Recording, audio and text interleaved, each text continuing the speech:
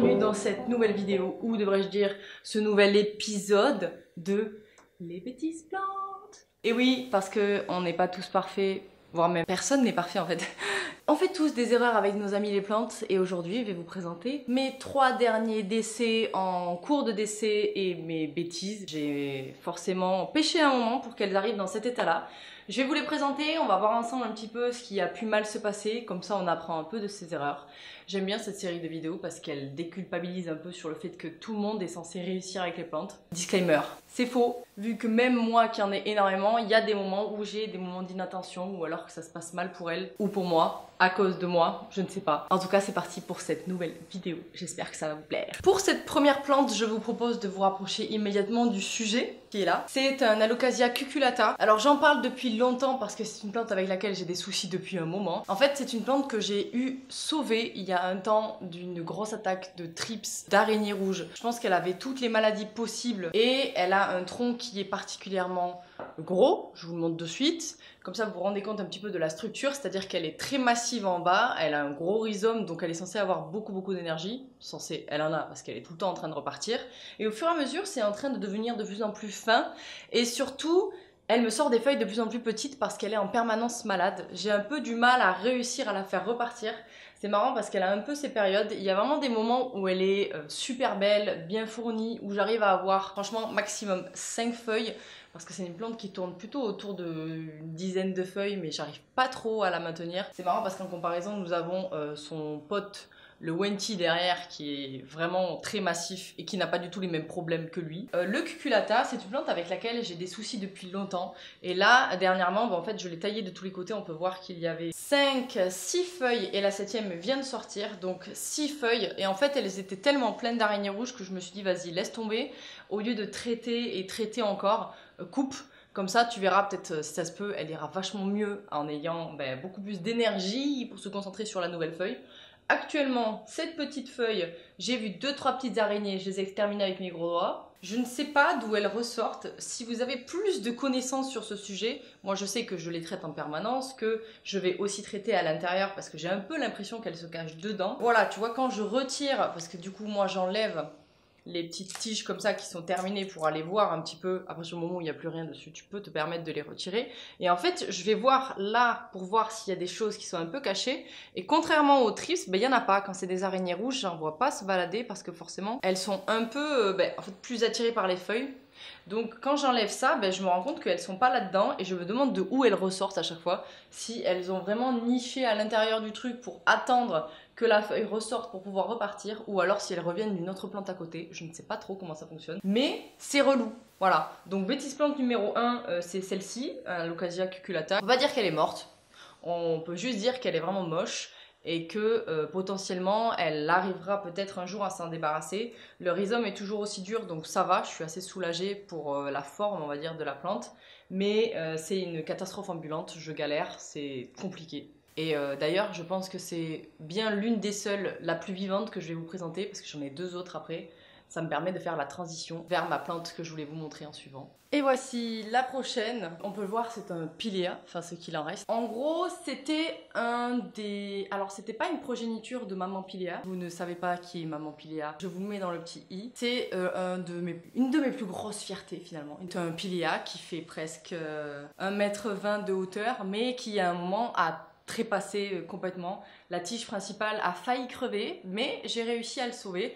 Et j'ai encore 2 ou 3 progénitures qui sont en bas, alors que j'en avais au moins 3 ou 4, et ça faisait vraiment très touffu. Eh bien, on a connu le même sort pour son copain pilea. C'est une plante que j'avais achetée après avoir eu la plante mère.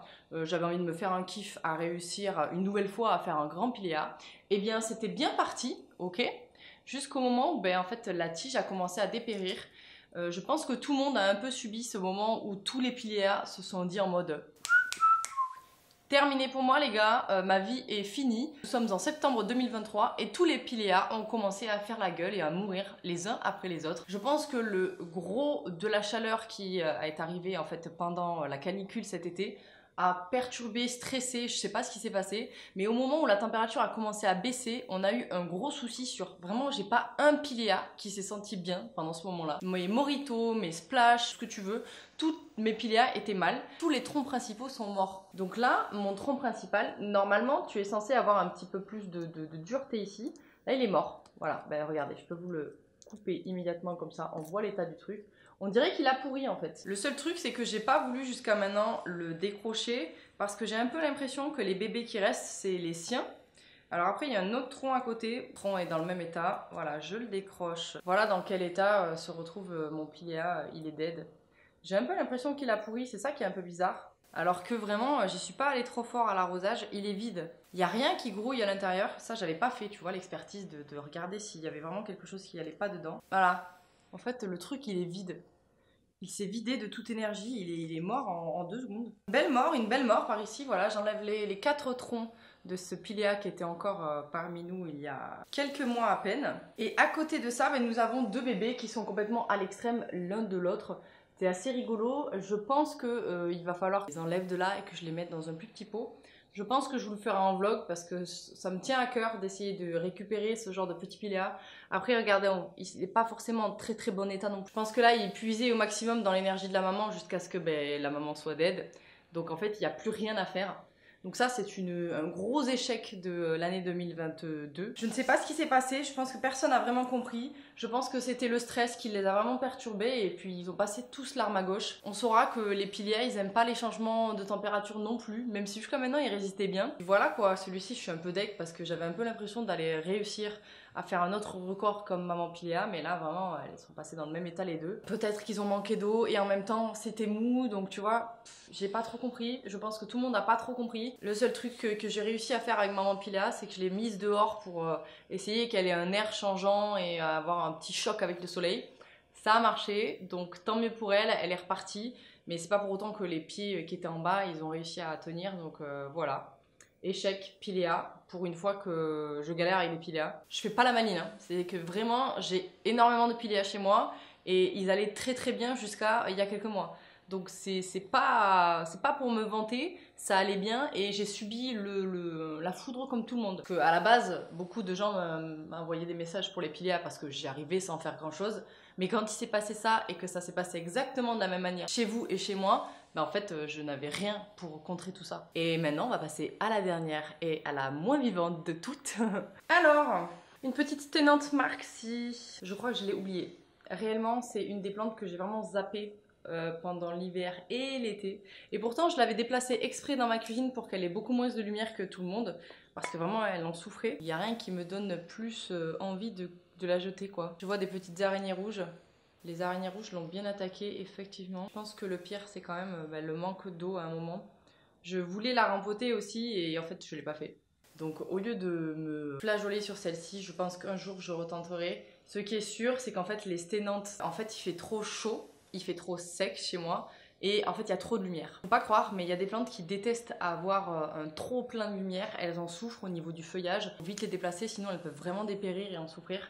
C'est ce qui s'était passé pour cette sténante là. Et je l'avais reculée, je l'ai mise dans ma cuisine qui est plutôt en fond de pièce. Et soit je l'ai zappée à un moment, alors que je l'avais sous le nez tout le temps. Soit en fait elle a eu du mal à cause des acariens et en fait je l'ai complètement oublié. C'est pas parce qu'on a beaucoup de plantes que nous aussi on fait pas des erreurs, on fait des bêtises tout le temps. Au lieu de montrer le beau et le joli, des fois il faut vous montrer quand ça fonctionne pas, parce qu'on est des humains, qu'on n'est pas parfait et que on fait tous des bêtises dans la vie. La preuve avec cette jolie plante. Après, pour sa défense, ça fait quand même quelques années qu'elle est avec moi. Attends, je l'ai depuis que je suis à Montpellier, donc ça fait au moins 5-6 ans. Donc finalement, elle a eu une belle vie. On peut pas dire que je l'ai achetée et qu'elle est morte 3 semaines après. J'aurais vraiment le seum si ça m'arrive aujourd'hui. Mais non, elle est vraiment en mode...